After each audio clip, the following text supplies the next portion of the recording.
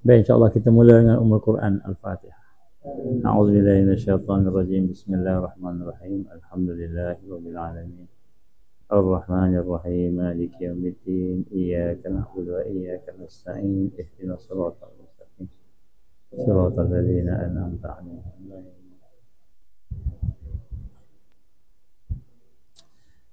A'udzubillahi minasyaitonirrajim. Bismillahirrahmanirrahim.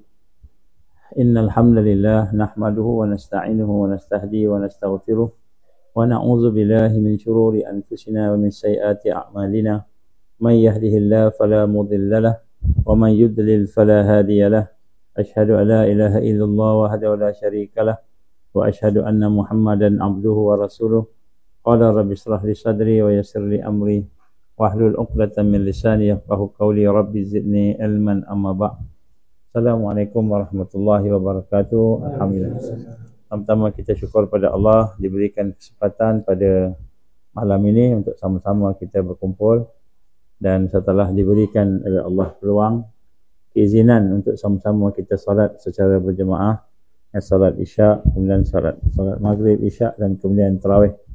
Jadi mudah-mudahan Allah Subhanahu Wa Taala memberikan kepada kita kekuatan untuk ikhlas dan kekuatan untuk istiqamah. Mudah-mudahan Allah menerima semua amalan kita. Jadi insyaAllah pada malam ini mungkin untuk kita nak cuba buat sedikit review, iaitu berkenaan dengan beberapa perkara lah. Kita mendengar 2 hari lepas, iaitu pada 17 Ramadan, kurang lebih lah, berlaku satu serangan hebat dari pihak rejim Israel menyerang Gaza. Walaupun Netanyahu semalam dia menyatakan bahawa serangan itu ditujukan kepada Hamas, yang mana Hamas telah melanggar ataupun tidak mengikuti apa yang telah dijanjikan. Tapi itu semua merupakan perkara-perkara yang bohong lah. Sini depan ni, sini boleh, situ boleh. Dan insya-Allah kita mendengar bagaimana dia menyatakan dia serang, yang diserang itu tentera. Tapi macam mana yang diserang itu tentera, seorang pun tentera tak mati. Kan, tentera Hamas yang dikata. Kemudian yang matinya tu, yang meninggalnya ialah orang-orang yang kita kata rakyat lah, budak-budak, kanak-kanak, orang tua. Jadi semua itu adalah merupakan perkara-perkara yang penipuan-penipuan lah oleh Israel. Sebenarnya sebelum ini, dalam perjanjian gencatan senjata, mereka telah menipu lah.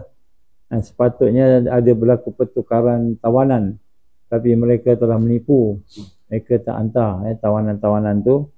Jadi menyebabkan berlakulah beberapa perkara yang kita kata perselingkahan lah. Dan mereka telah menipu, dan mereka menjadikan alasan seolah-olahnya bila tembelang mereka tu, tipuan ni terbuka, mereka pun buat serangan lah supaya orang beralih lah daripada kata mereka tidak melaksanakan janji, tak tunai janji lah. Jadi musuh ni memang dia sentiasa tak tunai janji, terutamanya golongan-golongan musyrikin, munafikin, golongan-golongan Yahudi ni, dan terutamanya orang-orang yang memang memusuhi Islam. Jadi mereka ni tak boleh percaya lah, dia punya janji ni memang tak boleh percaya. Banyak ayat-ayat Allah, banyak hadis-hadis Nabi yang menggambarkan tentang perkara ni. Jadi apa yang menjadi satu perkara yang kita muhasabah pada hari ini, ketika mana mereka menyerang semula Gaza pada 17 Ramadan yang lepas, baru inilah 2 hari lepas lebih kurang, maka kita melihat bagaimana pada masa yang sama berlaku juga pada zaman Rasul SAW Perang Badar. Perang Badar yang berlaku pada 17 Ramadan dan bersamaan juga dengan nuzul Quran.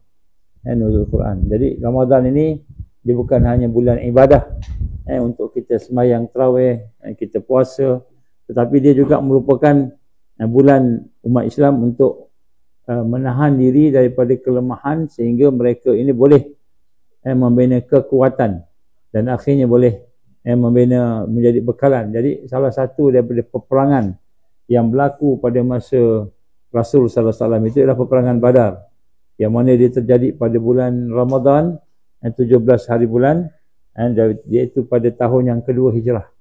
Jadi sahabat-sahabat baru hijrah setahun, baru nak siap diri, baru nak buat nak bina bisnesnya, yang meniaga, yang trading, kemudian yang kebun baru nak tanam, kebunnya baru nak tanam buah-buahannya ataupun sayur-sayur kalau kita kat sini. Contohnya, tiba-tiba sampai perintah untuk melakukan Ghazwa Badar. Di peperangan Badar inilah peperangan yang kita dapati merupakan kemenangan yang pertama bagi mereka yang mengikuti Rasulullah sallallahu alaihi wasallam.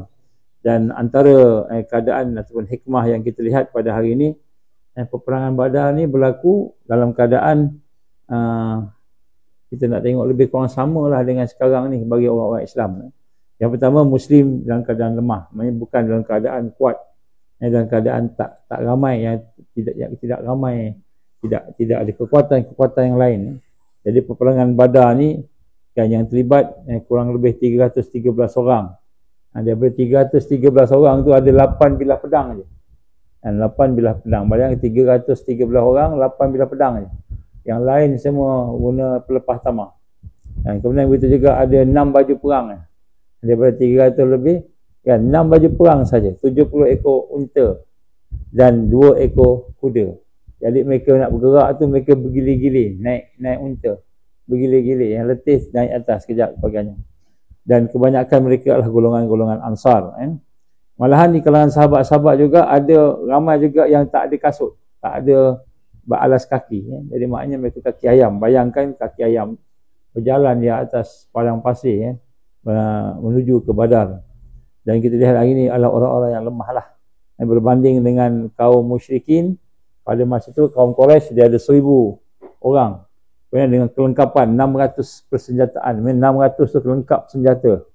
Lengkap dengan baju besi, dengan perang, baju besi perang, berkuda, ada perisai. Dan kemudian begitu juga kita kata ada 700 ekor unta, yang 300 kuda, dan juga dengan siap dengan dia bawa motivator dia, penyanyi-penyanyi perempuan yang pukul gendang menyanyi dan meniupkan semangat kepada orang-orang musyrikin. Jadi keadaan orang Islam dalam keadaan lemah ketika perang tersebut. Dan majoriti pula kita kata golongannya orang yang mustada'afin, yang miskin, yang daif, Dan keadaan yang daif ini juga sama berlaku pada kita pada hari ini. Pada kita hari ini berlaku dalam keadaan yang kita susah, baru habis gencatan senjata, diserang pula tak habis lagi. Kita punya sebahagian daripada projek generator sebagainya dah pun berjalan, tapi dah kena serang semula kan. Dah kena serang semula. Jadi Muslim pada masa tu kalau sahabat-sahabat baru lepas daripada apa namanya tu, hijrah. Baru lepas hijrah tahun yang setahun sebelumnya, lepas tu jatuh kena serang pula. Itu jugalah dengan ada yang sekarang. Dan di samping itu kita melihat satu perkara yang lagi hebat di masa zaman kita ini ialah pemimpin juga lemah. Kalau dulu ada juga Rasulullah sallallahu alaihi wasallam, adanya sahabat-sahabat yang kuat, imannya yang kuat, kita kata kekuatan perjatuhannya. Masuk. Ni duduk sini depan. Tapi sekarang ini kita berhadapan pula dengan serangan-serangan daripada kita kata Zionis dan sebagainya tu. Serangannya dalam keadaan yang pemimpin kita berpecah, dalam keadaan pemimpin kita lemah. Ada satu mesej dapat saya pada petang tadi. Dia minta cepatkanlah berlaku tajdid ni. Cepatkanlah, ni yang baginda orang besar juga, Datuk lah. Dia hantar mesej daripada kawan dia ni. Orang ni dekat dengan orang-orang yang bangsa China lah, Cina lain. Kan dia kata cepatlah tukar keadaan negara kita ni, teruk sangat. Sebelum sampai satu waktu dipanggil, dia kata no turning point, dah tak boleh nak buat lah. Jadi dia hantar mesej tadilah. Dia kata tolonglah cepatkan sikit, buat apa-apa yang nak buat untuk nak membantu negara kita ni. Jadi kita lihat keadaan kita lebih teruk lagi lah daripada zaman Nabi dulu. Dalam zaman Nabi, walaupun kita kata tenteranya lemah ataupun orangnya mustada'afin, tapi ada juga Rasul sallallahu alaihi wasallam, ada juga penyatuan. Semua orang beriman bersatu. Semua orang beriman bersama di bawah payung, satu bendera di bawah kepimpinan Rasulullah sallallahu alaihi wasallam. Tapi kita pada hari ini kan dalam keadaan yang berpecah-pecah. Pemimpin pula kan, pemimpin kita pun mustadhafin juga. Lemah. Lemah. Kalau dulu peperangan bermula dengan kebencian Abu Jahal, kebencian kaum-kaum Quraisy kepada orang Islam menyebabkan berlakunya kita kata serangan-serangan begitu kan. Pada kali ini kita melihat peperangan-peperangan yang bakal berlaku, yang sedang berlaku dan bakal berlaku ini juga adalah merupakan satu yang datang daripada kebencian yang berlaku kepada orang-orang Islam. Bencinya orang-orang yang dikatakan sebagai musyrikin, munafikin, orang-orang yang memusuh Islam. Mereka benci sangat dengan orang-orang Islam yang ada pada hari ini. Tapi itulah maknanya kita lihat keadaan yang ada pada hari ini, keadaan yang tidak menentu tadi menyebabkan kita ini berada dalam keadaan huru-hara lah, insya-Allah. Jadi pada malam ni mungkin kita nak melihat salah satu daripada aspek kelemahan kepada umat pada hari ini ialah aspek kepimpinan. Dan kepimpinan yang kita nak sama-sama cuba bawa di sini berbanding dengan tajuk yang kita bagi lepas, iaitu pemimpin yang menzalimi diri dia, pemimpin yang menzalimi umat dia, rakyat dia. Maka pada hari ini kita tengok pula kepimpinan yang diperlukan pada hari ini, yang mungkin kita boleh jadikan sebagai satu panduan kepada kita untuk sama-sama kita membina kekuatan dan kebangkitan. Ini merupakan satu daripada contoh kan. Jadi salah satu daripada perkara yang kita perlu faham bahawa kepimpinan yang ada pada zaman Rasulullah sallallahu alaihi wasallam itu, walaupun dari sudut dia punya tenteranya tak ramai, dari sudut senjatanya tak banyak, kelengkapan perangnya, kudanya pun tak cukup, untanya pun tak cukup sebagainya, tapi mereka mempunyai kepimpinan yang mempunyai ruhiyah yang tinggi, kepimpinan spiritual, kepimpinan yang mempunyai kerohanian yang tinggi, kepimpinan yang sebenarnya mempunyai satu kekuatan yang menjadi asbab kemenangan kepada Islam. Dan sebab itulah kita nak namakan di sini bahawa kepimpinan yang diperlukan pada hari ini bukan hanya sekadar kepimpinan yang pandai bercakap, ataupun pimpinan yang pandai buat kerja lah kita kata kan, ataupun pemimpin yang boleh kita kata menggerakkan harta dia, ada banyak harta, ada banyak kekuatan-kekuatan lain. Tetapi kepimpinan yang diperlukan pada hari ini yang untuk kita mencontohi kepimpinan Rasul sallallahu alaihi wasallam adalah kepimpinan yang mempunyai nilai kerohanian yang tinggi, kepimpinan spiritual, kepimpinan yang membina kekuatan and intelligence, dipanggil IQ dia, and intellect quotient, and IQ-nya, EQ-nya apa, emotional quotient, ataupun kita kata yang asasnya dipanggil spiritual quotient, iaitu kepimpinan yang mempunyai daya kerohanian yang tinggi, and spiritual leadership. Dengan makna kita kata bahawa kepimpinan yang ada pada hari ini yang diperlukan ialah kepimpinan yang mempunyai kerohanian ataupun maknawinya yang tinggi, iaitu mempunyai hakikat persiapan yang tinggi, iaitu suatu yang melibatkan hati dan roh, bukan hanya merupakan kepimpinan yang handal dari sudut kita kata fizikal, tapi kepimpinan yang memahami akan dimensi spiritual ataupun rohiyah, yang mana dia berkaitan langsung dengan Allah Subhanahu Wa Taala. Jadi inilah merupakan core kepada kepimpinan. Sebab itu kita jangan tertipu dengan lahirnya banyak kan, kita kata taifah, kelompok-kelompok yang nampak macam hebat di akhir zaman ni, yang nampak macam nak melaksanakan Islam, menegakkan Islam, tetapi mereka jauh daripada kerohanian, jauh daripada spiritual, yang mana spiritual itulah merupakan inti kepada kekuatan kemanusiaan itu sendiri. Sebab dia ada benda yang bersifat fizikal, dia ada yang bersifat jasmani dan juga bersifat rohani. Dan manusia kita tengok hari ini, dia ada energi spiritual dan ada energi material ataupun fizikal tadi. Jadi kita lihat dorongan spiritual inilah merupakan dorongan yang paling kuat, yang kita kata boleh mendapatkan redha Allah dan juga boleh mendapatkan kekuatan-kekuatan yang lain. Jadi kita lihat bagaimana keadaan Nabi SAW dalam keadaan yang penuh dengan kelemahan-kelemahan fizikal, penuh dengan kedaifan di kalangan sahabat, dengan kekuatan-kekuatan yang terbatas, tetapi dengan kekuatan iman jiwanya yang tinggi, dengan kekuatan kerohanian yang tinggi tadi telah menyebabkan Allah SWT mendatangkan kekuatan dan kemenangan. Jadi sebenarnya kepimpinan yang kita perlukan lahirkan ataupun perlu kita wujudkan pada hari ini ialah kepimpinan spiritual. Kita panggil kepimpinan yang tinggi dalam kerohaniannya. Kepimpinan yang boleh membawa segala yang ada di dunia ini, dimensi keduniaan ataupun aspek-aspek keduniaan kepada aspek-aspek spiritual, ketuhanan. Jadi inilah kepimpinan yang akan mendapat ilham, panduan, akan mendapat kekuatan, dan akan menggerakkan hati-hati hamba yang mengikutnya dengan sangat bijaksana.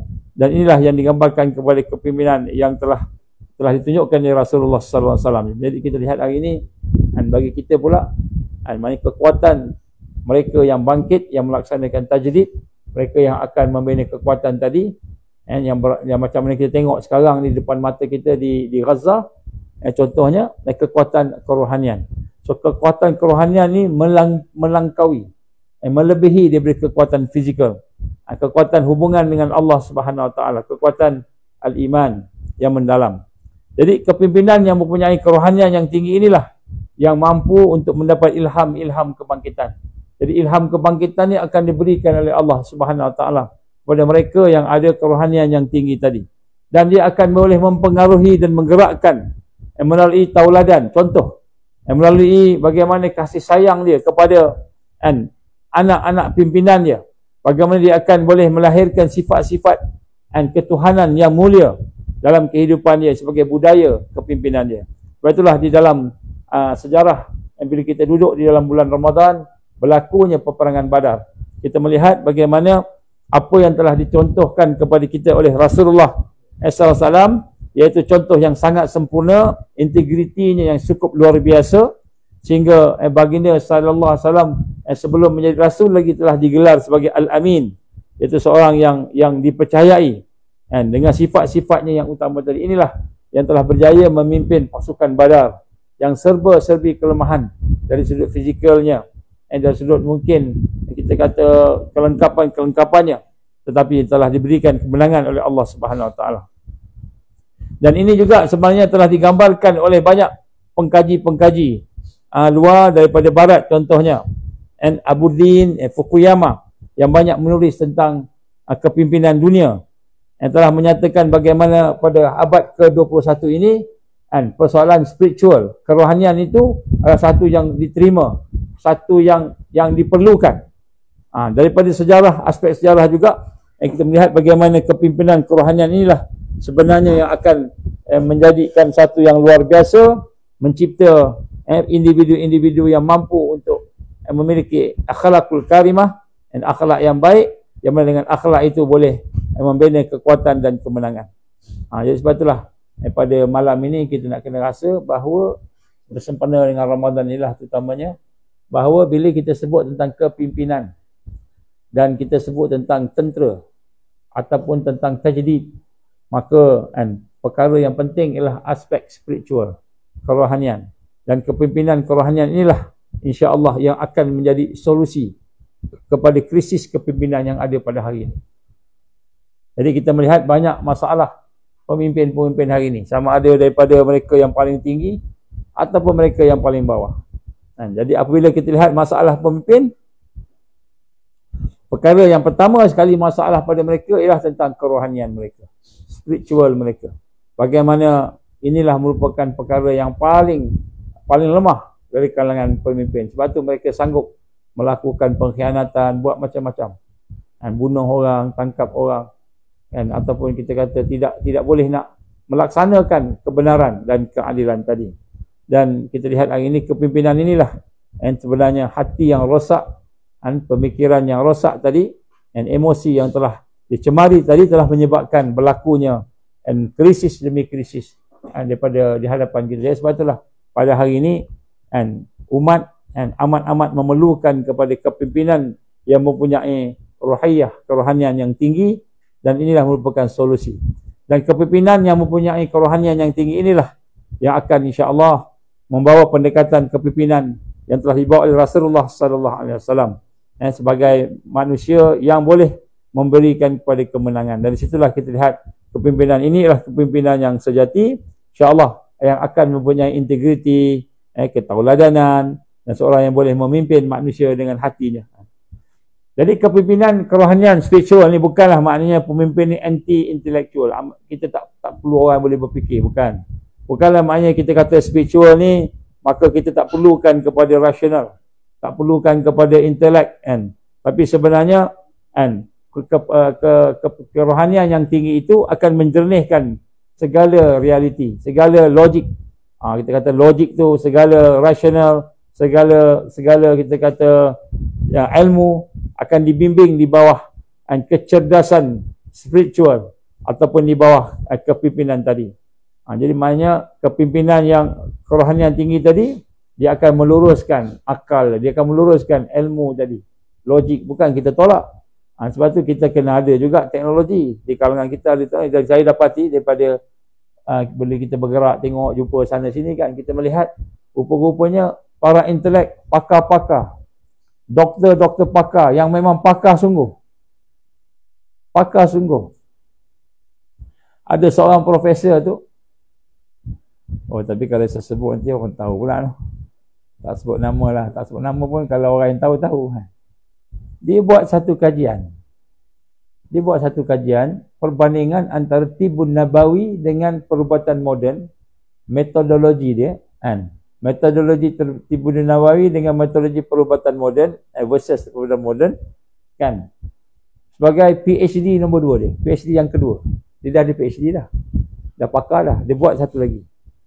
Dan oleh kerana banyak sumber-sumber rujukannya di dalam Taurah, Injil dan Quran memang dah ada lah. Taurah, Injil. Maka dia buat di Israel. Dia buat kat Israel. Teknologi dia punya kepakaan, dia punya research buat kat Israel. Dan pada research tu cukup apa namanya bermakna, kerana dia membandingkan antara teknologi perubatan sekarang moden dengan teknologi Tibun Nabawi, dan dia menyatakan jauh beza. Dan dalam Taurah pun ada teknologi tadi, dalam Injil pun ada, tak banyak, tapi dalam Quran pun ada. Mana dia kata daripada sunnah Nabi-Nabi kan ada. Contoh dia sebut, dia kata masaj, kita kata masaj ada tak dalam Quran? Dalam Quran ada tak? Urut ada? Tak ada. Tapi kat mana ada? Taurah. Dalam Taurah ada. Nabi Musa berurut. Nabi Musa urut. Dan daripada situ dia kaji, dia dapati kan, apa yang Nabi sebut tentang bekam tu pun betul. Hari ni bekam berapa kap kalau pergi sekali? Berapa banyak kap kita? 13 kap sampai 20. Satu kap berapa? RM1. Penuh belakang ni kan, sampai kat sini pun ada kan. Kat sini lah semualah kan. Dia kata 7 aja point ni. Sebenarnya 7 aja point. Tapi oleh kerana nak dapat duit lebih sikit, tambah lagi lah kan. Nak bagi buang agaknya angin terlebih kan, agaknya lah kan. Dan sebut kat sini dia menceritakan tentang bekam. Bekam teknologi perubatan daripada zaman Nabi Musa lagi. Ada dalam Taurah. Dia ceritakan tentang bekamnya Rasul pada masa itu Musa AS. Jadi bila dibandingkan semua tu, memang perubatan Islam paling tinggi lebih baik lah. Contoh, dia seorang profesor. Tetapi dia punya research dia simpan di UK dalam library-nya dan tak dibenarkan keluar. Padahal dapat doktorat dalam situ tu kan. Ini contohlah. Yang disebut kat sini, orang yang macam ni yang cerdik, betul-betul cerdik ni, dia pula bahagian saraf. Kan? Pakar bahagian saraf ni paling susah sekali saraf lah kalau medical ni. Kan? Paling susah sekali saraf. Dia pakar saraf. Jadi dia kata dibakul sampahkan dia punya apa? Research. Padahal research tu memang menjadi satu ni lah proof lah. Betul lah kan. Jadi apa nak sebut kat sini? Orang yang cerdik-cerdik, bahagian medical, bahagian fizik, bahagian engineering, bahagian apa sahaja yang ada teknologi yang study sampai peringkat tinggi tu, akan patah balik kepada Allah, patah balik kepada kerohanian spiritual. Dan mereka ni tak sama, dah tak jadi macam orang biasa dah. Tak jadi dah. Bila sebut inject lah apa semua dia kata semua tu membahaya, ngarut dia. Kan? Dia seorang pakar neurosurgeon, saraf, dan dia juga mengatakan mengarut kan, benda-benda yang kita sebut hari ni sebagai benda yang kena ambil kan. Jadi kita sebut kat sini, apabila ilmu tu telah menjadi tinggi, kajiannya sebagainya, maka dia akan patah balik kepada kerohanian. Patah balik kepada Allah balik. Itulah sebab kepimpinan. Jadi kepimpinan spiritual ni sebenarnya ialah kepimpinan kerohanian yang tinggi ni, ialah kepimpinan yang sebenarnya dia dah sampai matang, dia punya kepimpinan kematangan ni melangkaui daripada akal yang logik. Sebab akal kadang-kadang logik berdasarkan kajian dia, tapi sebenarnya kajian tu tak sampai lagi. Jadi ini perkara-perkara yang digambarkan di dalam kajian-kajiannya. Sebab itulah kajian kita kata kepimpinan kerohanian tinggi bukanlah maknanya tidak berarti kepimpinan itu ada kekuatan gaib, guna jin ke macam gitu kan, bukan maknanya di spiritual dia tinggi, dia guna benda-benda yang tak nampak kan, tolak je jatuh kan, gitu kan, guna daripada jauh gitu kan. Jadi maknanya kepimpinan ini bukanlah bermakna dia menggunakan kekuatan spiritual, gaib tadi, jin macam banyak kita tengok kat Indonesia hari ni kan, lawan ni lawan tu kan, ustaz ni lawan apa ni, bomo dan sebagainya kan, tolak sana tolak sini kan, pancung sana pancung sini. Jadi sebenarnya ialah kita kata kepimpinan spiritual tadi ialah kepimpinan yang menggunakan kecerdasan, kebaikan, kepakaran spiritual dia dan ketajaman mata hatinya yang menjadikan panca indera yang keenam sebagai suatu yang menasihati dia, suatu yang memandu dia. Maknanya panduan spiritual itulah yang akan melangkaui daripada ilmu-ilmu yang berkaitan dengan fizikal tadi. Jadi dia akan menjadi orang yang boleh bukan saja memberi nasihat, tetapi juga boleh memandu dengan kecerdasan spiritual. Jadi kerohanian ini melangkaui daripada fizikal. Sebab itulah kita tak boleh nak samakan maksud kepimpinan yang spiritual ni maknanya seperti orang yang ada ilmu batin, ilmu batin yang tinggi, ilmu batin yang tinggi yang mana akan berlawanan dengan ilmu zahir. Kerja dia kebatinan dia tinggi kan, ilmu batin dia tinggi, dia boleh buat benda-benda yang gaib-gaib, tetapi merupakan kita kata ketajaman mata hati dia yang akan memberi nilai yang bermakna kepada kepimpinan dia, satu yang tidak dapat daripada kepimpinan yang biasa. Jadi sebab itu kajian-kajian yang dibuat oleh orang-orang barat sendiri menyatakan bahawa kepimpinan spiritual ini sebagai variasi pada satu perkara yang baru yang akan berlaku di akhir-akhir zaman ini, di mana ia telah semakin menjadi kajian lah. Orang mula tengok balik. Jadi inilah dimaksudkan kecerdasan spiritual. Jadi kita ada akal, boleh berfikir, otak boleh berfikir kan. Kemudian kita ada kesedaran, kerohanian yang boleh melangkaui apa yang digambarkan sebagai fizikal tadi. Maka kepimpinan spiritual yang diperlukan inilah digambarkan sebagai the ultimate intelligence. Kalau kita kata orang putih buat kajian, dia kata apa? The ultimate intelligence. Kan, kecerdikan yang paling tinggi sekali. Dan sebagai satu asas fondasi kepada kecergasan IQ dan EQ. Intellectual quotient, IQ, dan juga EQ, emotional quotient. Jadi maknanya IQ dengan EQ dasar dia adalah SQ, spiritual quotient. Jadi spiritual quotient yang tak ada. Spiritual quotient yang tak ada di dalam kehidupan kepimpinan yang ada pada hari ini. Sebab itulah terlalu banyak masalah. Kita ambil contoh kan. Contohnya dua orang pengkaji, Hendrik dan Ludman, telah mengemukakan tentang konsep kepimpinan spiritual ini dalam satu artikel mereka ataupun kita kajian mereka dipanggil the corporate mystic.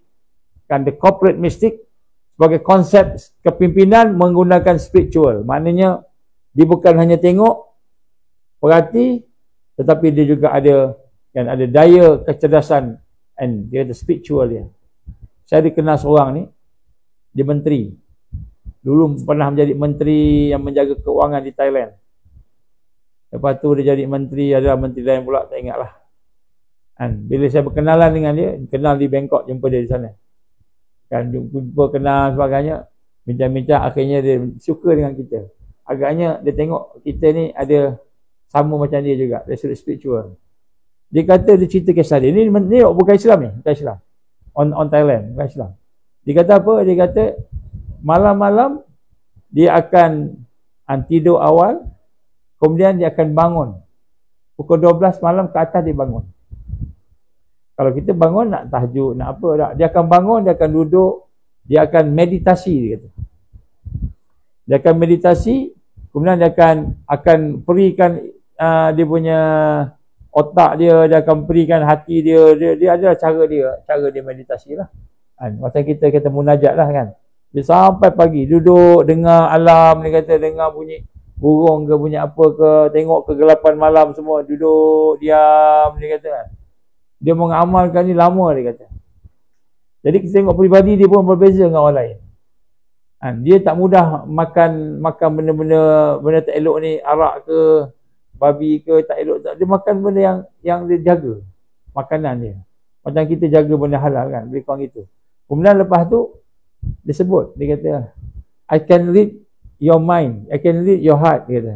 Dia boleh baca kita punya fikiran, kita punya hati tu seolah-olah dia boleh baca. Dia boleh tahu if you are good man or you bad man. You want to cheat me, or you want to trick me, or you are very honest person. Dia kata, I can sense that.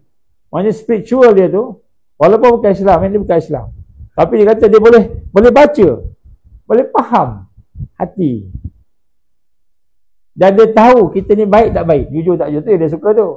Dia kata, I know you are good man. Dia kata. Dia baca kita kan. Jadi maknanya orang barat pun ada yang macam tu. Mereka dah mula meninggalkan, kan, kita kata hiruk pikuk apa yang ada kat sini, sehingga mereka fokus kepada spiritual. Tapi mereka tak ada Tuhan lah. Dia tak jumpa, Allah tak jumpa lagi lah.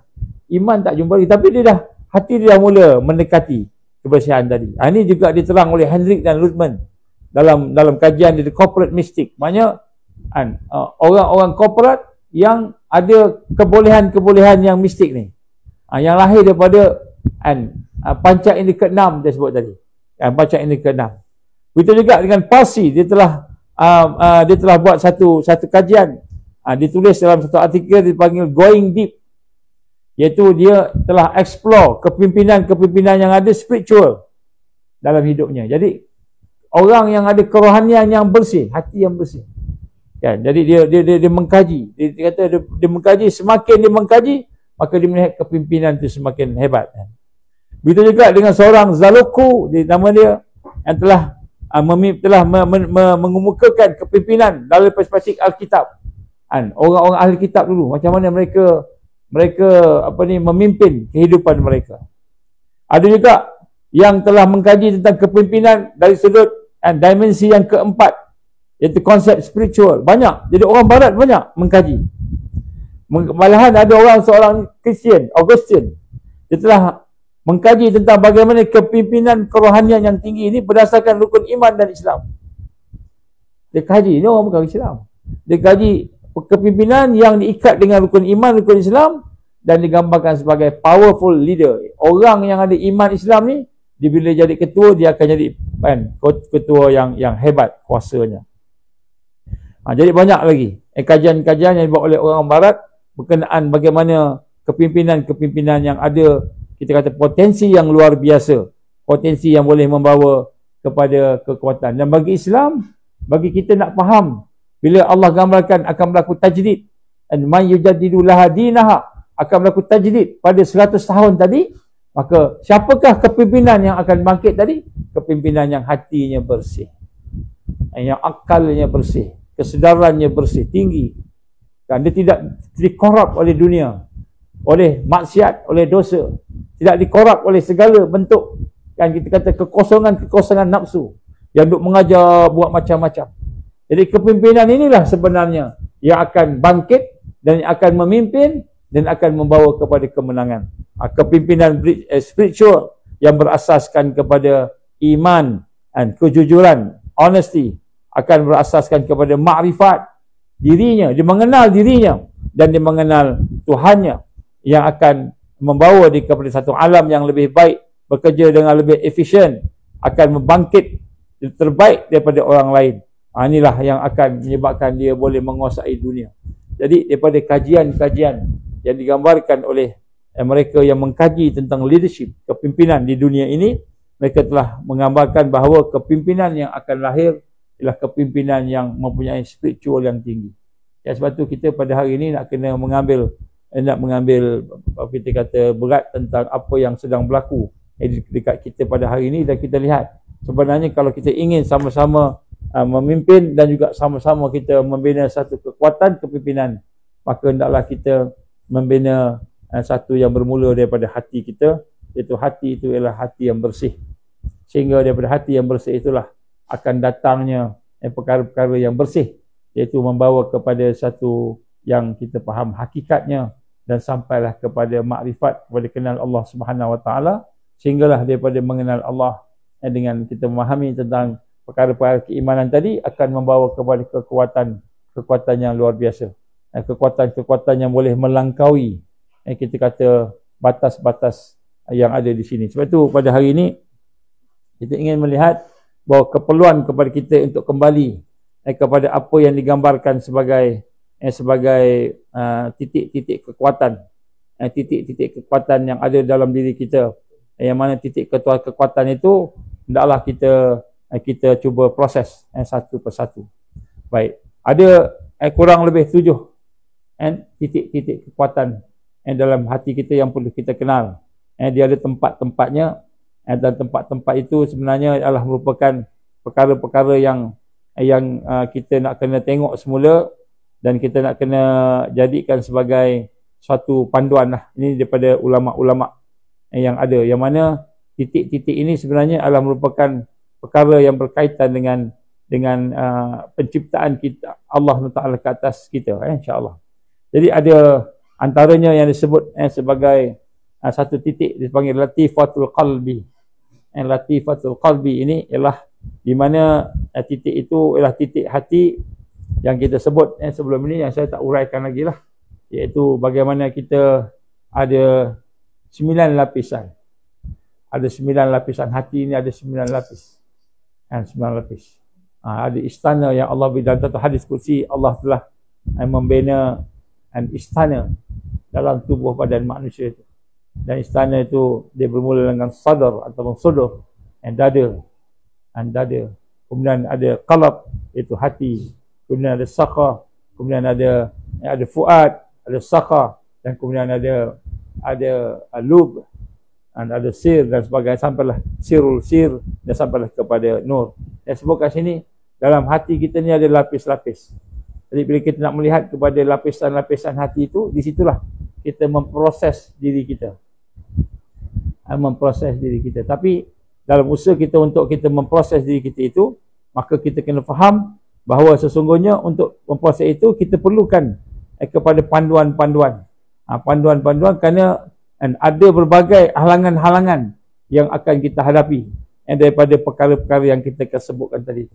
Jadi antaranya di dalam kita ni ada 7 titik. 7 titik yang kita akan kita akan cuba kongsikan secara umum dulu. Nanti kemudian kalau ada kesempatan mungkin kita akan buat secara umum. Sebab dalam memahami kerohanian ini dia ada 2. Yang pertama dari sudut nazari. Nazari ini dari sudut kefahaman. Kita nak kena faham dulu, kena tahu. Kemudian dari sudut amali. Amali lah dari sudut bagaimana kita nak mengamalkannya. Jadi kita kena tahu dan kita kena amal. Tapi untuk nak melaksanakan semua tu, maka kita perlukan kepada panduan-panduan dan kita perlu kepada bimbingan-bimbingan, insya-Allah. Jadi yang pertama ialah sebut latifatul qalb. Titik halus pada hati. Di sinilah terletaknya sifat-sifat syaitan, sifat-sifat iblis, sifat-sifat kekufuran, kemusyrikan, sifat-sifat tahayul. Sifat-sifat tahayul. Jadi kedudukan titik ini ialah dua jari di bawah daripada kita punya tempat susu ni, bawah kat sini lah, kat sini. Kat sini lah. Sini. Dia keluar sini titik dia kat sini, bawah. Ini secara fizikal. Tapi sebenarnya dia hati, pada hati, fizikal. Ni fizikal tu kat sini, fizikal.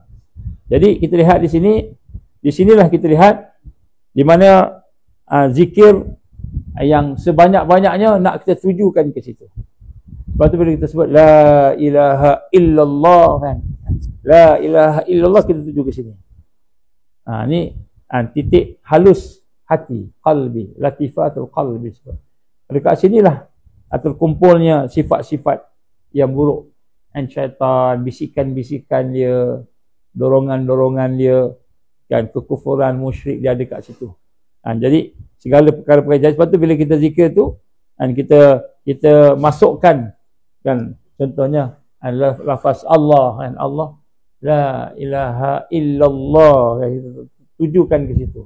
La ilaha illallah. Kalau kita ya Allah, ya Allah, ataupun Allah, itu kalau Allah ni zikir khafi, zikir hati, zikir dalam hati. Allah la ilaha illallah ni zikir jahar, zikir lisan dan juga hati.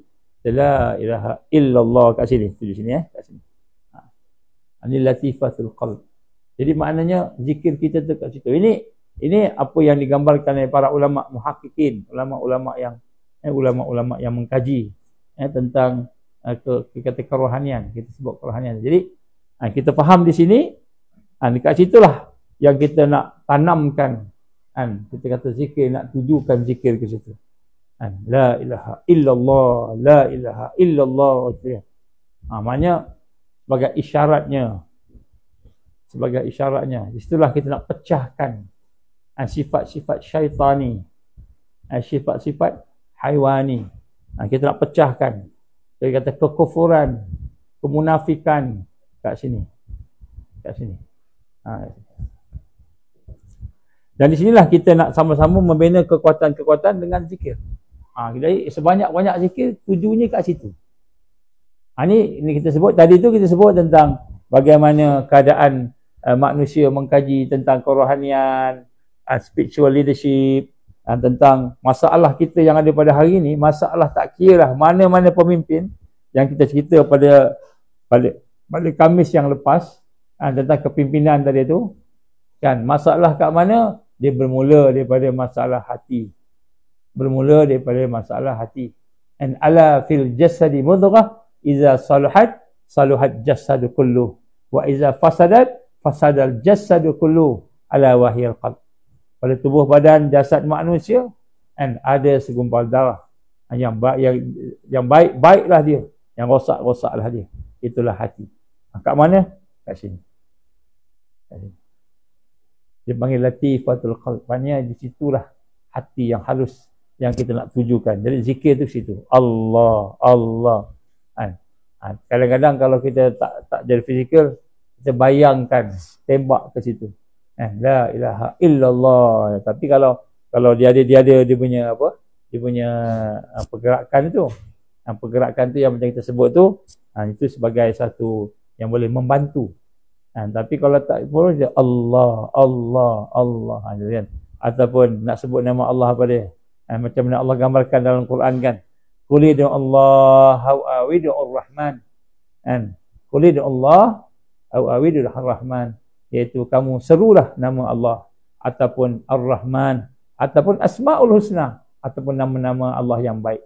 Maka seru tu sasarnya dari sudut fizikalnya kita nak di sini. Tapi sebenarnya sasar di hati.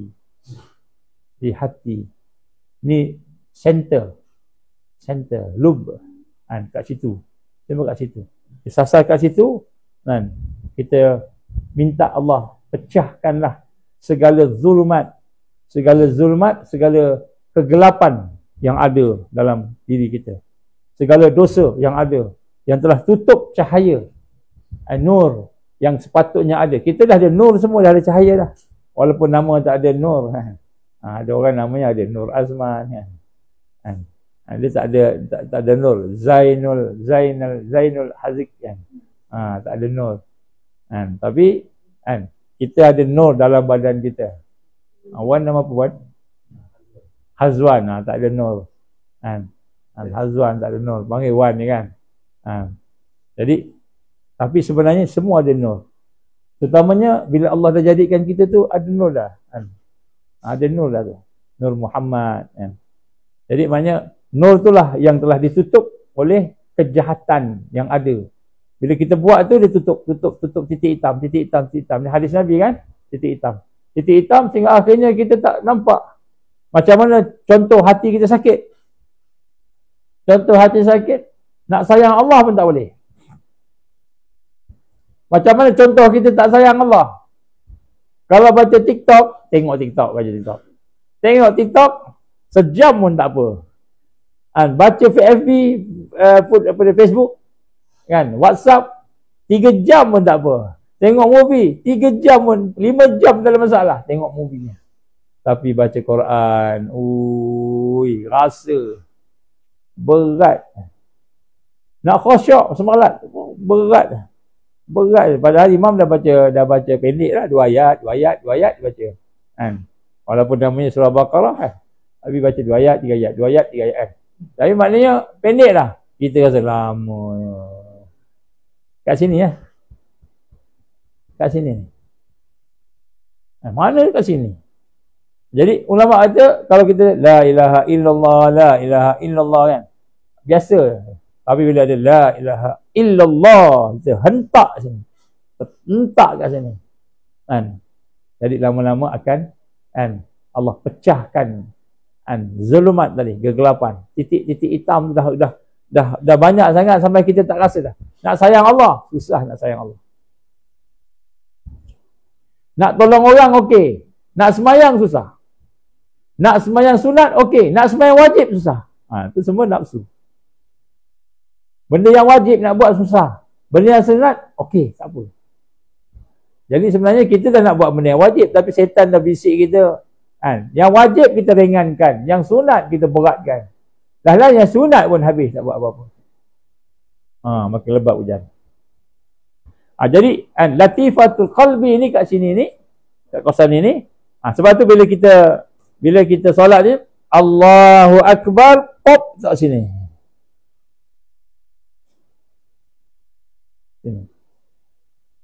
Ada juga orang yang macam ni. Ada juga orang yang macam ni kat pusat. Ada juga orang macam ni. Tak apalah nak ikut mana pun. Pandangan tak ada masalah. Tu fiqh. Tapi orang yang nak tengok kesempurnaan ni, Allahu Akbar, tutup ni. Nak tutup syaitan yang ada kat sini ni. Tutup kat Allah. Tutup. Tu kan? Di kan? Lihat. Allahu Akbar. Ni. Lebih kurang 2 jari kan? 2 jari ke 3 jari lebih kurang lah. Pegang ni, tutup kejahatan kita. Tutup niat kita. Tutup. Maknanya tutup, kita membaca Bismillahirrahmanirrahim. Jadi, secara conscious, secara sedar. Secara sedar kita letak ni. Betul kita baca. Baca pula, bukan baca dengan lidah sahaja. Baca dengan hati dan lidah. Bismillahirrahmanirrahim. Lidah baca, tapi sebenarnya hati yang baca. Orang yang beriman, Ashabul Yamin, dia baca, hati dulu baca, lidah ikut. Ashabul Yamin, golongan kanan. Maknanya, hati lebih kuat daripada lidah. Bila hati lebih kuat, maka maknanya sebelum dia baca, dia dah sedar. Sebelum dia baca, dia dah berfikir. Sebelum dia baca, dia dah merasai apa yang dia nak baca tadi. Itu demi kelebihan dia. Tapi orang hari ni lisan dulu. Kadang bila baca lisan, Bismillahirrahmanirrahim. Alhamdulillahirrabbilalamin. Hati tak baca. Hati tak baca. Jangan tinggi sangat. Bawah. Lebih kurang sinilah. Lebih kurang. Ke bawah sikit pun tak apa. Ke atas sikit pun tak apa. Tak apa. Yang penting, dia bukan fizikal. Rohiyah dia. Dia panggil latifatul qalb. Titik halus hati. titik halus hati. Jadi zikir ke situ. Allah, Allah, la ilaha illallah, la ilaha illallah, la ilaha illallah. Hentakkan. Ini nak melahirkan kekuatan supaya zulumat, titik hitam tadi tu pecah. Ini semua kaifiat daripada ulama-ulama lah yang sebelum ni. Sebahagian kita dapat, sebahagian kita tak dapat. Ini bersanad, dia ada sanad dia. Ada ulama-ulama yang mengkaji yang bersanad, ada sanadnya. Jadi sanad ni bukan hadis saja. Sanad ni bukan hadis saja. Amal pun ada sanad. Zikir pun ada sanad. Jadi sanad ni apa? Sesuatu yang kita bersandar dengannya. Siapa yang kita bersandar tadi? Guru yang ajar kita. Kita tengok guru depan kita. Ni okey, takwa, warak, bagus. Sebagainya. Ada ilmu. Kita pun sandar ke dia. Dan dia pula sandar kepada guru dia. Guru dia sandar kepada guru dia. Itu sanad. Sampailah kepada Rasulullah sallallahu alaihi wasallam. Jadi ada amalan-amalan yang bersanad. Ada. Kita ingat hadis saja sanad. Ini hadis dhaif ni. Kenapa? Ini orang ni kata dhaif. Gitu pula kan. Jadi kita nak kena. Jadi maknanya latifatul qalbi kat sini. Sebab kat sini banyak zulumat. Zulumat ni. Zulumat. Atas puas sikit. Atas. Zulumat. Allahu Akbar. Tutup. Tutup. Tunduk. Malu ke Allah ni kita. Allah tahu. Tapi kita malu ke Allah. Banyak sangat zulumat ni. Niat kita kotor lah apa. Kat sini. Jadi maknanya bila kita nak mendapatkan satu kekuatan tadi, membina kita kata spiritual leadership, kepimpinan yang ada, kerohanian yang tinggi, maka kita kena bermula dengan proses. Setengah orang dikata bid'ah. Bid'ah apa? Tasawuf ni bid'ah. Dia kata. Tasawuf ni bid'ah. Dia bid'ah sebab dia tak jumpa. Ada seorang ustaz. Dia kata tasawuf ni bid'ah. Lepas tu tanya dengan dia. Kamu pernah belajar tasawuf tak? Kamu pernah belajar tak zikirnya ke? Tengok dia punya amalan ke? Tak pernah. Habis macam mana kamu tahu tasawuf tu bid'ah? Kamu tak pernah belajar. Maknanya kamu cakap benda yang kamu tak tahu. Benda yang kamu tak tahu kamu cakap. Macam mana? Sedangkan Nabi kata apa? Inna Allah la yanzuru ila suwarikum walakin yanzuru ila qulubikum. La yanzuru ila suwarikum. Allah tak tengok pada tubuh badan kamu, fizikal kamu. Walakin bahkan Allah melihat ila qulubikum, hati kamu. Hati ni apa? Hati ni benda tak nampak. Benda tak nampak. Dia tasawuf. Benda yang perlu dibersihkan. Benda yang perlu dibersihkan. Hati kan perlu dibersihkan kan. Maka kata Rasulullah SAW, setiap perkara itu berkarat, maka hati itu berkarat. Setiap perkara itu ada lusuh kan, kelusuhan, maka lusuhnya hati boleh dibiaya atau boleh ditampung dengan zikrullah. Apakah zikirnya ya Rasulullah? Kan, la ilaha illallah, la ilaha illallah. Jadi la ilaha illallah ni ialah peringkat awal berzikir. Semua mesti ini dipanggil peringkat syariat lafaz lisan. La ilaha illallah. La ilaha illallah ni dia ada dua. Yang satu ulama-ulama gambarkan zikir biasa aja.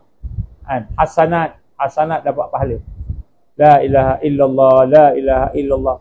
Yang kedua, darajat ni zikir la ilaha illallah yang nak bersihkan hati. Apa bersihkan hati? Adalah la ilaha illallah. Kita la ilaha, kita menafikan Tuhan-Tuhan yang lain. Benda nyata yang lain, nafikan. Illallah, isbat, kita pegang, kita tetap, kita ikat dengan hanya Allah yang ada. Jadi itu semua adalah teknikal lah. Tapi dari sudut kepimpinan tadi tu nak melahirkan mesti bersihkan hati. Salah satunya zikrullah. Dan zikrullah ni lah teknologi yang paling tinggi sekali. Teknologi yang paling tinggi sekali yang Allah bagi kepada manusia ialah zikrullah.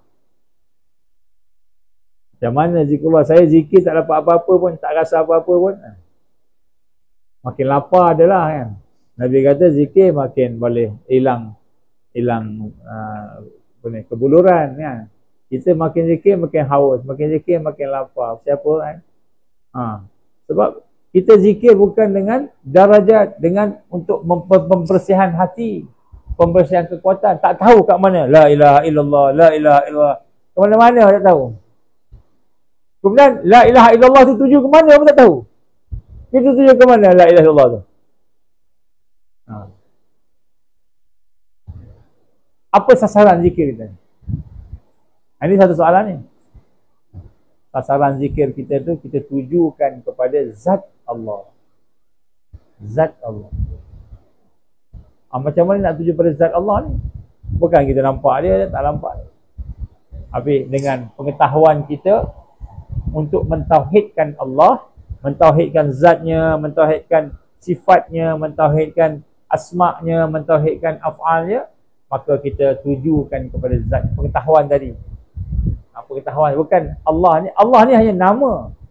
Allah ni nama kepada Tuhan, nama kepada zat yang maha agung sempurna, nama. Jadi bukan tuju kepada Allah nama tu, la ilaha illallah, la ilaha Allah nama tu, tuju kepada zat, nama kepada zat, kepada Tuhan tu Allah, lafzul jalalah kan. Jadi maknanya bila la ilaha illallah tu pun kita jadi kan, macam kita sebut kereta lalu, bas lalu kan, nasi ayam, tom yam kan. Kalau kita kata nasi ayam kan, nasi ayam kan, kita tengok nasi ayam, nasi ayam. Nasi ayam tu tuju pada tu, pada nasi ayam tu, zat nasi ayam tu. Katakan meja kosong tak apa, tiba-tiba nasi ayam. Nasi ayam tuju kat mana? Mana nasi ayam? Nasi ayam, mana nasi ayam? Saja cakap. Sebut tak? La ilaha illallah, la ilaha illallah. Tuju ke mana? Ke mana kita tuju? Perasaan kita ke mana nak tuju? Mental kita, fokus kita, akal kita tuju ke mana? Perasaan kita nak tuju kepada zat. Zat Allah. Zat Tuhan. Zat Tuhan yang laisa kamitslihi syai'un, yang tak boleh bayang. Tak boleh nak bayang apa, tak boleh. Cuma tuju situ. Kita cakap ni tuju pada Allah. La ilaha illallah, la ilaha illallah, la ilaha illallah. Tuju kat situ, tuju pada zat. Kalau tak kita kaya macam nasi ayam. Nasi ayam ni tak ada. Tom yam tak ada. Kalau tom yam ada baru bermakna cakap kita tu, betul. Tom yam ada tu. Sedap tom yam. Tom yam tu kita nampak, tu zat tom yam ada. Baru bermakna perkataan kita tu. Kalau tak zikir kita tu tak tuju kepada zat, dia tuju ke mana? Cakap je.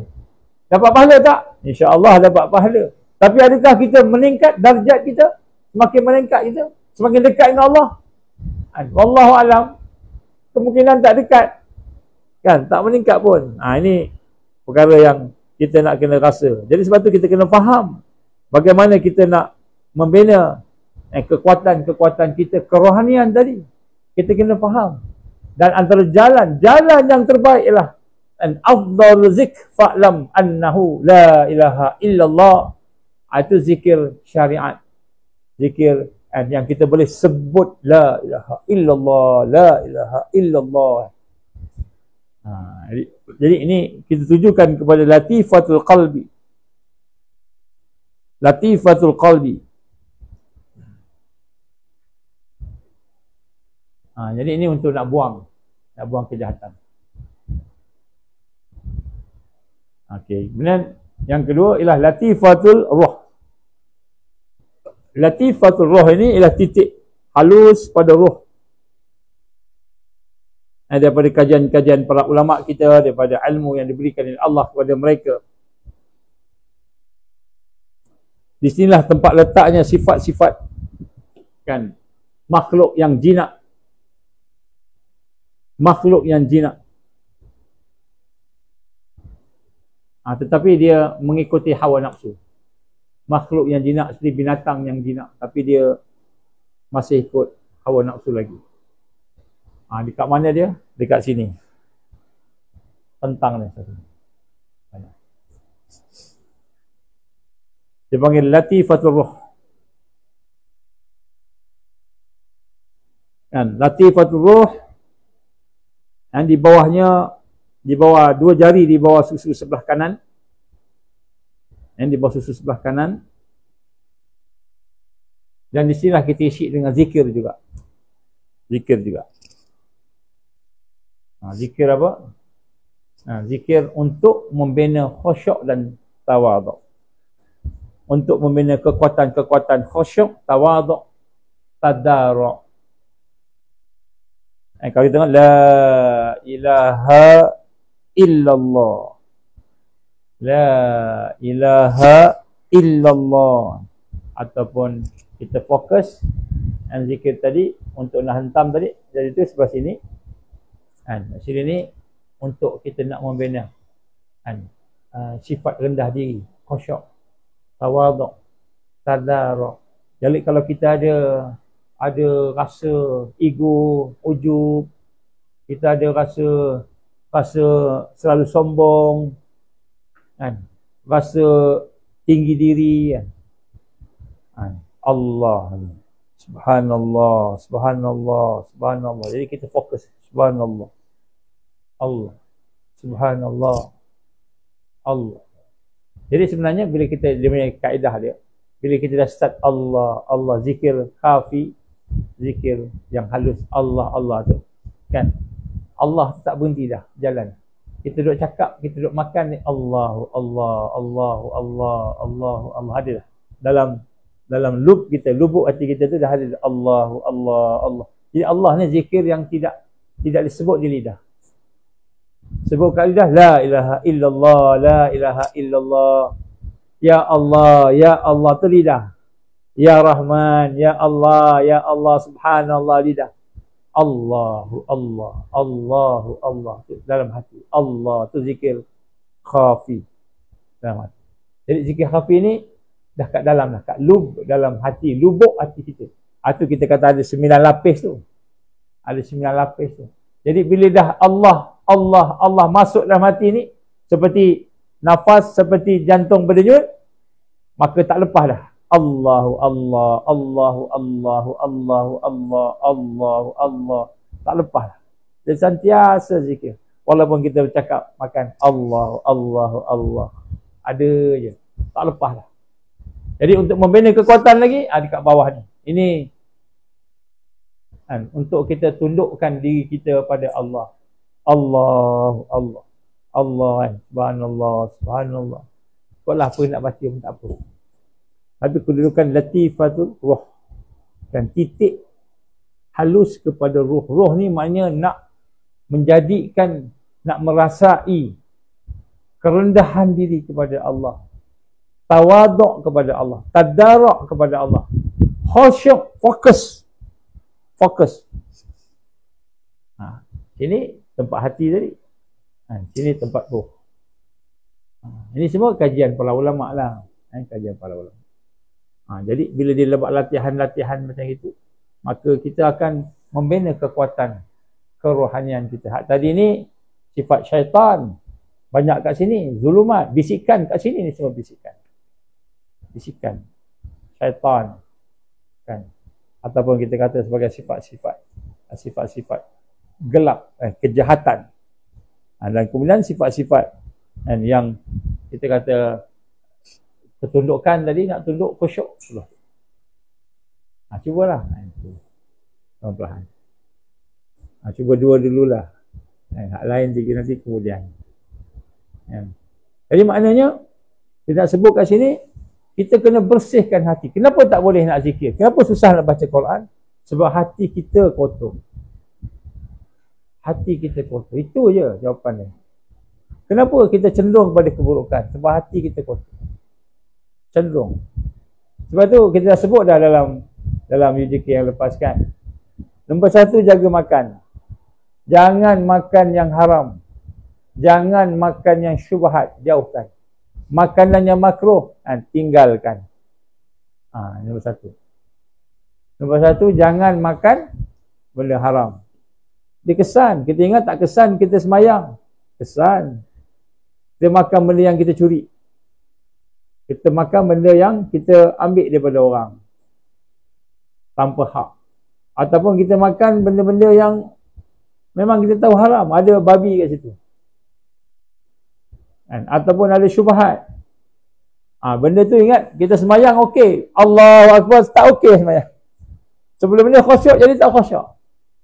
Lepas tu bila kita semayang tak boleh nak khusyuk, tengok apa kita makan sebelum ni. Tengok tu dulu. Aku makan apa tadi? Dia ada 3 benda kan. Satu, makanan benda, jenis makan haram, syubhat, makruh. Makruh taklah kesan sangat, tapi dia ada kesan juga kan. Yang kedua, cara kita makan. Cara kita makan.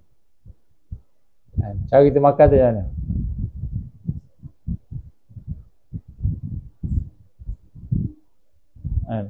Ataupun daripada mana asal kita dapat benda tu.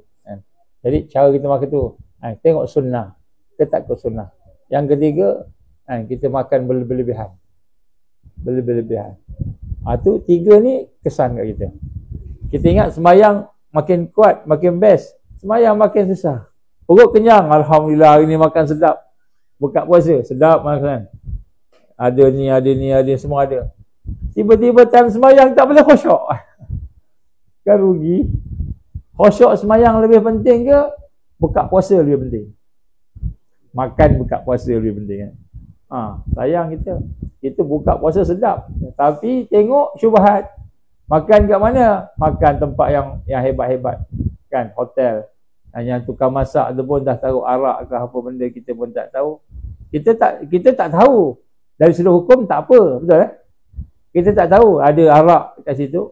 Seafood banyak tahu arak, kita tak perasan. Oh tak apa. Dan sebab saya tak tahu. Yang penting kat depan tu ada halal alif lam, ada halal. Dah boleh makan dah kan. Tapi bila semayang, Allahu Akbar. Macam ni tak boleh nak khusyuk. Cuba tengok balik. Oh, makanan tadi lah ni. Allah hukum kita tak khusyuk sebab makanan. Kita tak jaga makanan tu. Kita ingat okey dah. Baca okey dah. Baca berdiri semua okey dah. Tapi tiba-tiba hati tak boleh nak khusyuk. Tak boleh fokus. Kenapa? Oh, rupanya makanan tak kena. Kita pandang ringan tak apa. Yang penting orang bagi kita. Oh, sedap. Makan kat hotel. Kadang-kadang orang ajak pergi hotel kan. Dululah, sekarang dah jarang lah. Tak pernah lagi lah setakat ni. Dulu kalau kita nak jumpa orang-orang untuk Palestin punya ni kan, nak jumpa ni ya. Kadang-kadang dia orang buat show Hijaz lah, Raihan. Ya alhamdulillah. Ya Raihan apa, kita pun follow nak jumpa orang besar-besar lah kan. Makan kat hotel lah, buka puasa kat hotel. Lepas tu makan tahu macam-macam. Time semayang tu kan, Allahu Akbar. Tak khusyuk. Tak boleh nak khusyuk. Baca sedap lah. Kita boleh jadi imam. Tapi rasa lain. Apa hal lain ni? Apa benda yang lain ni? Makan sedap. Tapi rupanya kita tak tahu apa yang ada kat situ. Halal lah dia kata. Jadi Allah nak suruh kita peringat kita lah. Jangan makan sebarang. Makan tengok, perhati. Itu nombor 1. Nak jaga hati nombor 1, jaga makanan. Ini yang fizikal, dia simple. Nombor 2, jangan buat benda dosa haram. Tinggalkan. Ni bulan Ramadan ni kita ada lagi 10 hari lebih kurang, plus minus. Kan? 10 hari kurang lebih lah kan. Tinggal benda haram yang kita boleh makan. Tinggalkan terus. Minta ke Allah, ya Allah, jadikanlah di hujung Ramadan ni aku boleh tinggalkan dosa. Semua jenis dosa. Apa beza kita dengan Qasam? Dia buat ibadah tak macam kita. Dia sembahyang tarawih tak macam kita. Lama-lama boleh duduk kat masjid, duduk lepak-lepak, duduk buat macam-macam kan. Dia tak, duduk dalam tempat kena berubah. Kalau tempat tu tempat yang ni kan. Maknanya amalan dia tu kadang-kadang tak sehebat amalan orang yang di kawasan aman damai ni. Tapi sikit amalan dia, barakah dia luar biasa. Dia semayang mungkin, kan kita kata kita 8, mungkin 4 rakaat je. Yang lain semua berjaga. Kan, berjaga. Nak semayang tak boleh. Gilir-gilir 4 rakaat je. Kita dah 8 dah. Aku banyak lagi. Kita boleh baca Quran dengan mushaf sebagainya. Dia mushaf pun tak boleh nak baca, tak buka, api pun tak ada. Kan? Tapi bila dibuat tu, dia punya kesan dia luar biasa. Kenapa? Kerana mereka tinggalkan dosa. Mereka tinggalkan dosa. Ambil Islam, ambil iman, tinggalkan dosa. Kalau kita buat dosa, minta ampun ke Allah. Tinggalkan. Menyesal. Tinggalkan. Dosa apa? Ikutlah masing-masing. Dosa kita apa? Masing-masing lah. Semua tahu dosa masing-masing. Dosa fizikal. Dosa mata, dosa telinga, dosa lisan, lidah kita. Dosa batin, dosa hati kita. Kita dengki ke orang. Kita hasad ke orang. Kan? Su'udzon. Kan? Kita takjub dengan diri kita, kita sombong, kita takbur. Jadi ni semua dosa hati pula.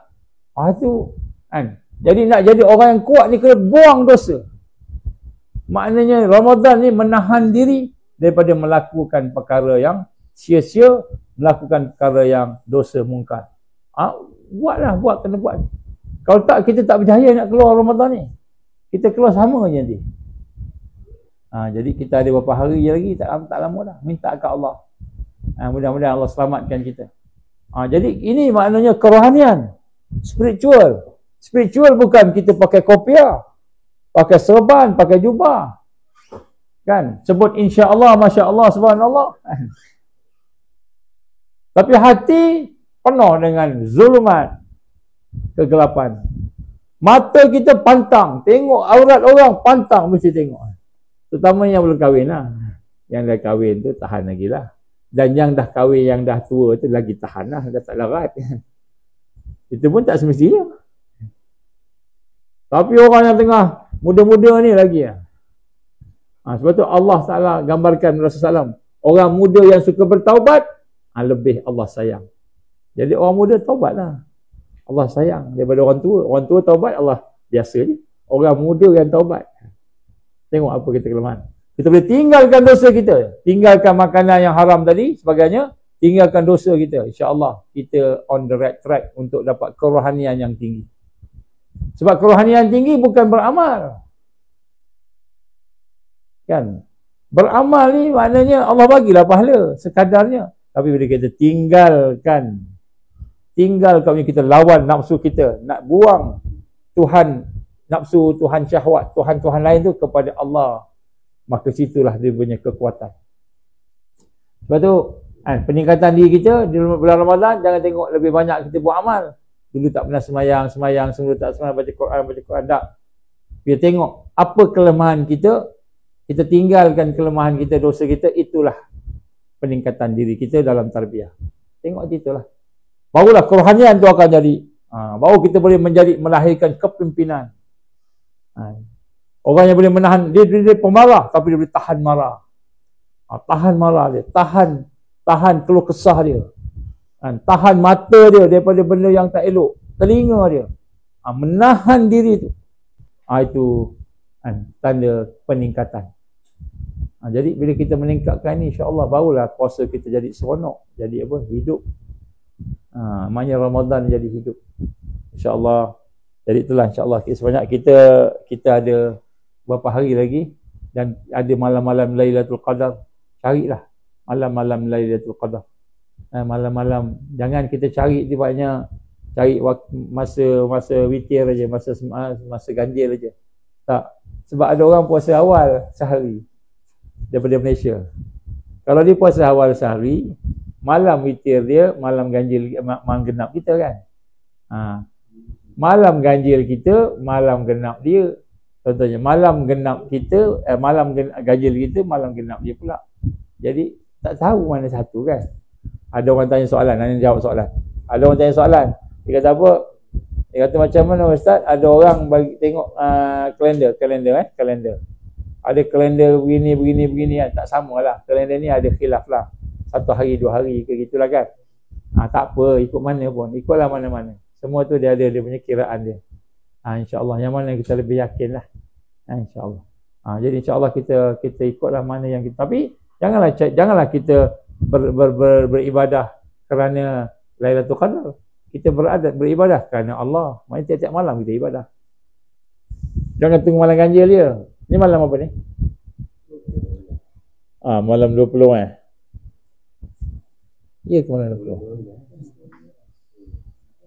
Malam 19 ni puasa setahun awal kan.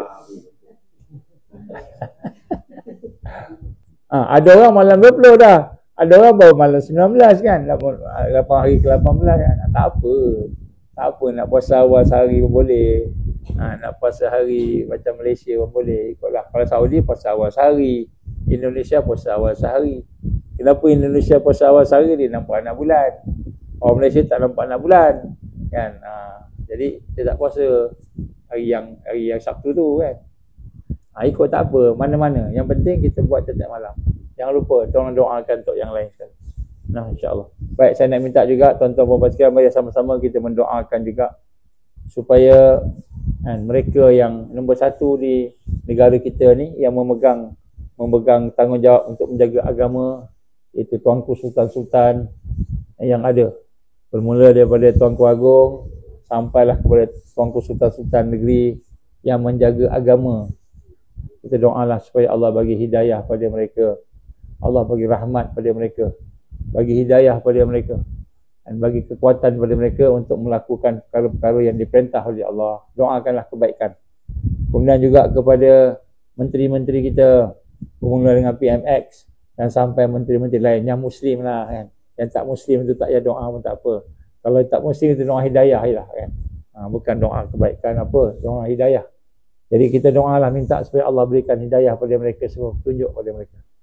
Walaupun kita tahulah kesalahan mereka, kelemahan mereka. Mungkin ada banyak kesilapan. Mungkin ada banyak kejahatan. Kita mintalah Allah hidayah supaya diberikan kepada semua. Jadi juga kepada seluruh pimpinan-pimpinan ahli parlimen kita, pimpinan-pimpinan kerajaan kita, kepimpinan semua ni. Kita minta supaya Allah SWT memberikan kerohanian yang tinggi, yang bersih kepada semua kepimpinan yang ada. Tak kira siapa mereka. Kalau dia bukan Islam, contohnya Anthony Locke lah sebut nama ni. Anthony Locke kan, ketua DAP kan. Doakan dapat hidayah. Mana tahu dapat hidayah Allah. Kan masuk Islam dia. Kan. Jadi Anthony Islam kan. Anthony Islam Locke gitu kan. Kita doakan supaya dia dapat hidayah. Mana tahu dengan doa kita tu Allah bagi hidayah. Jadi kita minta supaya Allah SWT mengizinkan pemimpin-pemimpin yang ada itu supaya diberikan hidayah. Sekurang-kurangnya kerohanian mereka disentuh. Dan kemudian kita doakan juga pada pemimpin-pemimpin yang belum bangkit ni. Pemimpin yang nak bangkit ni ramai ni. Di kalangan orang-orang yang hatinya bersih, yang akalnya bersih, yang kalangan fitrahnya salimah, kita minta, ya Allah, percepatkanlah kebangkitan pemimpin-pemimpin tadi itu. Banyak pemimpin-pemimpin ni. Satu dunia kan. Kita minta, ya Allah, tolonglah mereka, bantulah mereka. Cepatkanlah ya Allah supaya mudah-mudahan Islam tertegak di atas muka bumi ini. Mudah-mudahan semua orang akan mendapat rahmat Islam. Kita bukan nak doa buruk pada semua orang. Kita doa baik, terutamanya kepimpinan. Sebab kita bincang tadi, kepimpinan yang benar-benar akan membina kekuatan di akhir zaman, kepimpinan yang mempunyai kerohanian yang bersih, yang tinggi. And spiritual leadership. Jadi kita minta pada Allah mudah-mudahan kepimpinan yang nak bangkit tu diberikanlah kekuatan supaya lebih cepat nak bangkit, mudah-mudahan lebih ramai orang akan dapat nikmat apa yang digambarkan sebagai al-Islam. InsyaAllah mudah-mudahan Allah ampunkan dosa kita, kelemahan kita, mudah-mudahan Allah berikan kepada kita kekuatan insyaAllah. Marilah sama-sama kita membaca doa Rabitah. A'udzubillahi minasyaitanirrajim. Bismillahirrahmanirrahim. Alhamdulillahirabbil alamin wassalatu wassalamu ala asyrafil anbiya'i wal mursalin wa ala alihi wa sahbihi ajma'in. Allahumma innaka ta'lamu anna hadhihi al-qulub qad samat ala mahabbatik wa taqat ala ta'atik wa tawahadat ala da'watik wa ta'ahadat ala nusrati syariatik wa sikillahumma rabitataha wa adimuddaha wa ahdiha subulaha wa amla'aha binurika alladhi la yakhbu wa syarah sudulaha bi faidil iman bik وجميل التوكل عليك وأهيها بمعرفتك وأمت على شهادتي في سبيلك يا الله إنك نعم المولى ونعم النصير اللهم آمين اللهم آمين اللهم انصر الإسلام والمسلمين والمستضعفين والمجاهدين في فلسطين وفي غزة وفي الأقصى. اللهم انصرنا على تارك الدعوة والتارك التربية والتارك الجهاد في سبيل الله. لا إله إلا أنت سبحانك إنا كنا من الظالمين. اللهم إنا نسألك رضاك والجنة ونعوذ بك من سخطك والنار. اللهم إنك عفو كريم تحب العفو فاعف عنا وعن والدينا وعن المسلمين والمسلمات برحمتك يا أرحم الراحمين. ربنا أتمم لنا نورنا واغفر لنا إنك على كل شيء قدير. ربنا لا تزغ قلوبنا بعد إذ هديتنا وهب لنا من لدنك رحمة إنك أنت الوهاب. ربنا آتنا في الدنيا حسنة وفي الآخرة حسنة وقنا عذاب النار. ربنا تقبل دعاءنا إنك أنت السميع العليم وتب علينا يا الله إنك أنت التواب الرحيم. وصلى الله على سيدنا محمد وعلى آله وصحبه وبارك وسلم. سبحان ربك رب العزة عما يصفون والسلام على المرسلين والحمد لله رب العالمين. سبحانك اللهم وبحمدك أشهد أن لا إله إلا أنت أستغفرك وأتوب إليك. بسم الله الرحمن الرحيم والعصر إن الإنسان لفي خسر إلا الذين آمنوا وعملوا الصالحات وتواصوا بالحق وتواصوا بالصبر. وبالله التوفيق والهداية. السلام عليكم ورحمة الله وبركاته.